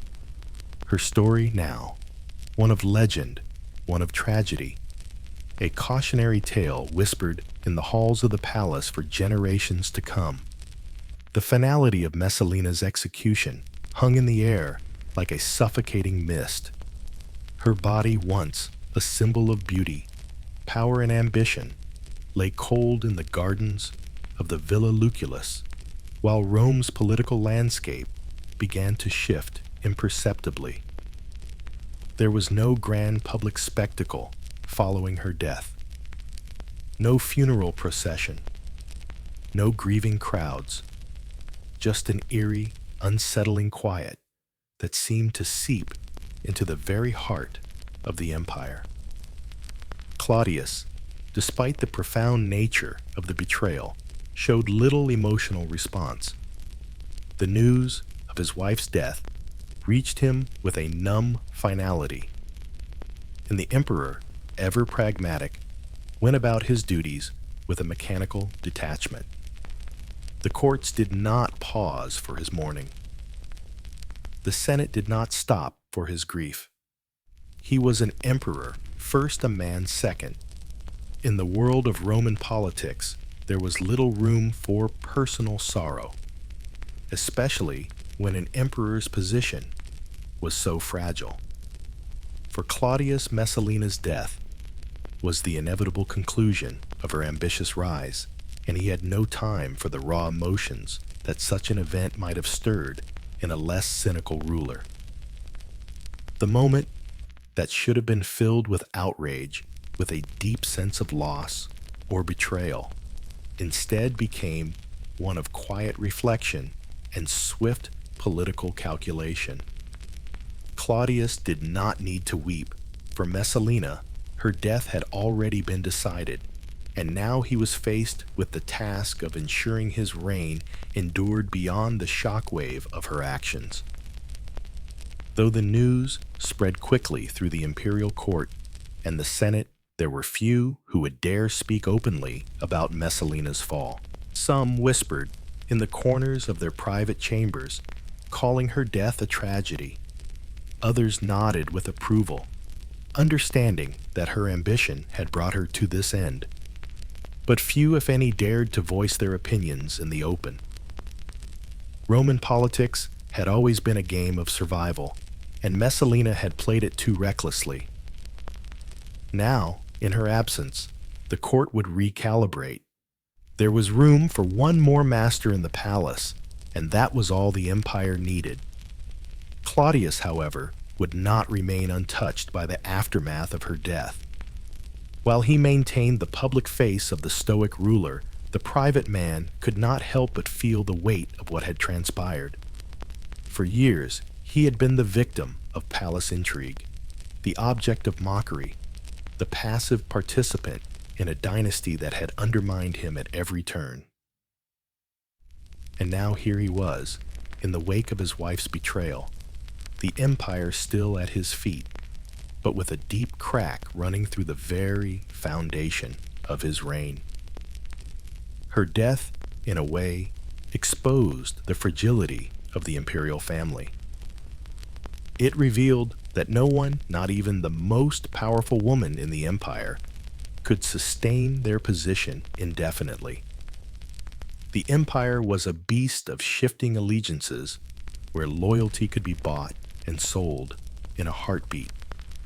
Messalina, who had once been the darling of the Roman court, who had moved through the palace like a queen, had been undone by the very ambition that had made her powerful. It was a stark reminder that in the imperial world power was fleeting and ever precarious. But beyond the personal betrayal, the execution of Messalina cast a shadow over the broader political landscape of Rome. Her death sent a message to all those who might have considered challenging the emperor. There was no room for insubordination in the imperial household, no matter how much influence one wielded, no matter how much beauty or charm one possessed. Rome's rulers were not to be trifled with. The emperor had the final say, and those who played too close to the edge would fall swiftly. In the wake of her death, the imperial court found itself in a state of uneasy transition. Claudius, despite his outward composure, had to grapple with the fact that his reign had been marked by scandal. The empire, long accustomed to political stability, now faced the uncomfortable realization that even the emperor's closest allies could not be trusted. Claudius would never again look at his inner circle in the same way. The men who had once smiled at Messalina's side, the men who had shared in her power, now moved cautiously around the emperor, careful not to draw too much attention to themselves. The world had changed, and they were all aware that it was only a matter of time before the next power play unfolded. Meanwhile, the Senate, ever watchful, was quietly absorbing the consequences of Messalina's fall. The senators, who had once feared her influence, now looked to the emperor with a mixture of uncertainty and caution. Claudius was not a man to be underestimated, but he was no longer the figurehead he had once been. His rule had been weakened, not by external enemies, but by internal betrayal. The senators, those who had plotted against Messalina from the shadows, now found themselves recalibrating their strategies. They were quick to present their loyalty to Claudius, to reaffirm their allegiance to the emperor, but they knew that this was a delicate moment. A misstep, a whisper of dissent, and they too could find themselves on the wrong side of Roman politics. The people of Rome, who had once seen Messalina as a symbol of beauty and power, now looked at the empire through a different lens. The empress, who had been the center of so much gossip and intrigue, was gone, and in her place there was only the emperor. For the people, the execution of Messalina was both an end and a beginning. The streets buzzed with conversation, with speculation about the future of the imperial family. The empire, it seemed, had entered a new chapter, one marked by uncertainty, where the old rules no longer applied and the future of Rome hung in a delicate balance. But despite the political tremors that shook the empire, one thing remained certain. Messalina's death had been a brutal reminder of the limits of power. No one, not even the Empress of Rome, could escape the reach of political retribution. And while Claudius may have shown little outward grief, his actions in the aftermath, swift, calculated, and cold, would shape the future of the empire. For better or for worse, the death of Messalina marked a turning point in the history of Rome, one that would resonate for generations to come.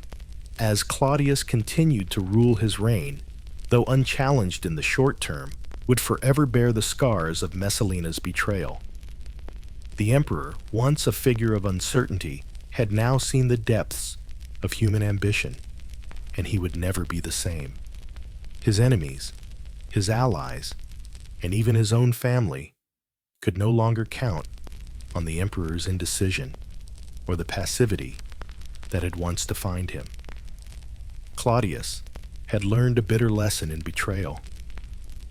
And while the empire might continue to function, the emperor, now forever changed, would approach power with a new kind of cold calculation.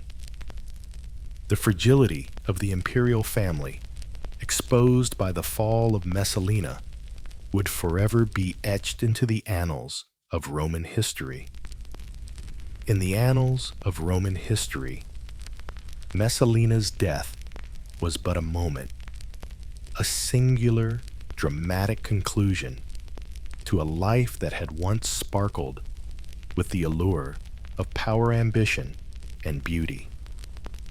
But while her life had been short and her end abrupt, her legacy proved far more enduring. Her name, her actions, and the scandal that accompanied her rise and fall would not fade into obscurity as might have been expected for a figure of such fleeting prominence. No, Messalina's story was one that would be whispered for generations, etched into the memory of Rome like the cruelest of warnings.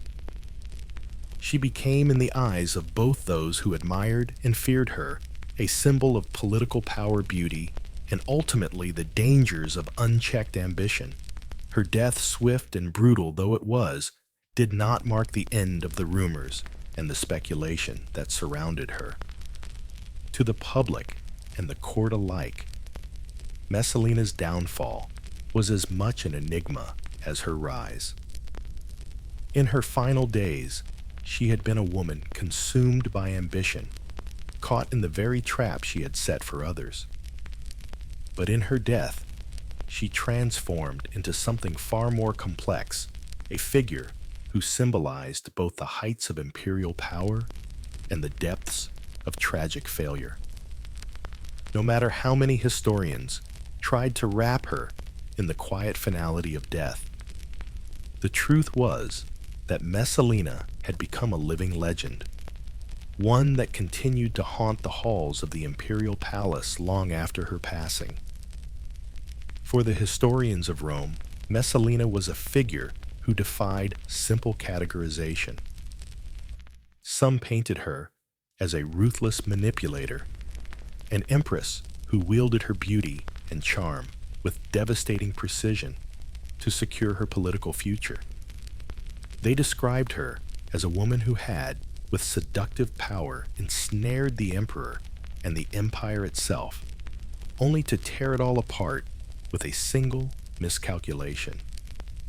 To them, Messalina was the embodiment of the dangers of unchecked female ambition, her beauty an instrument of her power, but also her eventual downfall.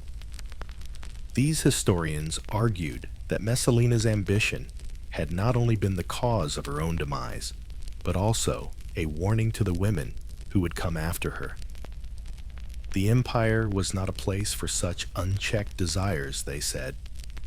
In the end, it would consume anyone foolish enough to believe they could outwit the relentless tide of Roman politics. Yet there was another school of thought that did not see Messalina as merely a villain. For these scholars, she was a victim of her time, a woman caught in the dangerous web of imperial politics. A system that left no room for women to rise without being crushed by the very forces they sought to manipulate. They saw Messalina as a tragic figure, one who had been forced to play the game of power with few options and had in the end overplayed her hand. In this narrative, Messalina was not a monster, but a product of a corrupt and unstable system that rewarded ruthlessness and punished those who dared to dream of power outside the male-dominated structures of the empire. These historians argued that she was not born of malice, but of circumstance, a woman whose beauty, charisma, and intelligence had allowed her to rise to the top, only for the same qualities to be turned against her when the empire could no longer tolerate her ambition. The poets, too, were not content to let Messalina fade into the past. They, too, were drawn to her, captivated by her power, her beauty, and her tragic end. They wrote of her in exaggerated verse, turning her story into a cautionary tale, a reflection of the perils of ambition and the fragility of the human heart. Some described her as a goddess, a temptress, who brought the empire to its knees, while others painted her as a fallen angel undone by her own desires and the power she had so briefly held. To them, Messalina was both a queen and a slave queen of the palace, enslaved to her own ambition. They mourned her not because of her death, but because of what she could have been, had her ambition not spiraled out of control. Her legacy then became one of paradox. She was both a villain and a victim, both a ruler and a pawn. Her story was filled with both triumph and tragedy, a tale of a woman who had once stood at the peak of imperial power, and then with a single misstep had fallen into the abyss. And in that fall, she became something far greater than the empress who had once reigned. She became a symbol. To the people of Rome, Messalina was a reflection of the empire's darkest impulses, its hunger for power, its obsession with beauty, and its ability to crush even the most powerful of individuals under its weight. For centuries after her death, Messalina's name would be invoked in whispers. To some, she was a cautionary tale, a reminder of the dangers of ambition, of the fragility of power, and of the ruthless forces that shaped Roman life. To others, she was a tragic figure, a woman who had been forced to navigate a world that offered her few choices, and who had paid the ultimate price for her ambition. And for a selective few, Messalina would remain a source of fascination, a woman who had dared to dream of power and whose dream had brought her both greatness and destruction in equal measure. As the years turned into decades and the empire continued its slow decline, Messalina's legacy took on a life of its own. She became the subject of plays and songs, of statues and paintings, each depicting her in a different light. Some painted her as a villain, others as a martyr. In the end, Messalina was no longer simply the Empress of Rome. She had become an archetype, a figure that embodied the contradictions of the empire itself. Her life and death were both a warning and a lesson, a reflection of the dangerous, tumultuous world of imperial politics, where power could be seized and lost in the blink of an eye. But for those who would seek to understand her true nature, Messalina remained an enigma. Was she truly the villain that history had made her out to be? Or was she simply a woman who had been born into a world that demanded everything from her and had given her nothing in return? In the end, Messalina's true legacy may lie not in the details of her life, but in the way she has been remembered. A symbol of power, beauty, ambition, and the dangerous consequences of reaching too high. Messalina's life and death stand as a testament to the dangerous and intoxicating allure of power, beauty, and ambition in the context of imperial Rome. She was a woman who transcended the traditional confines of her time, using her beauty and her cunning to shape the empire in ways that few men, let alone women, could ever dream of.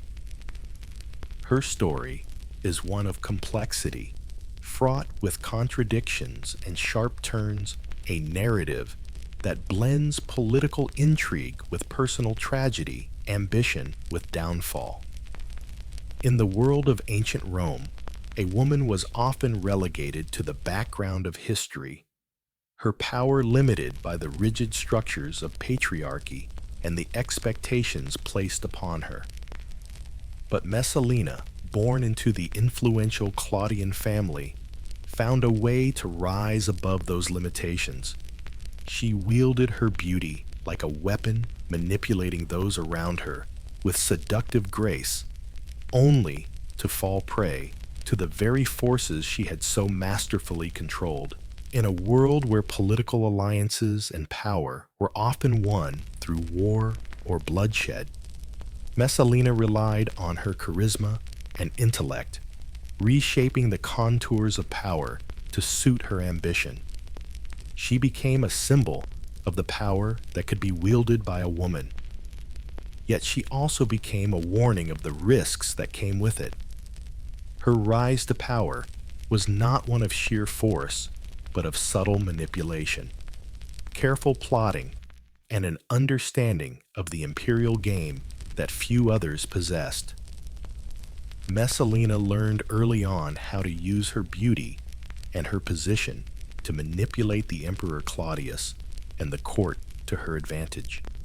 She was able to form strategic alliances through affairs and intrigue, using men like stepping stones to secure her place at the top. But like all those who walk the delicate line between power and downfall, Messalina's ambition eventually caught up with her. Her scandalous marriage to Silius, while still wed to Claudius, was the fatal misstep that would undo everything she had built.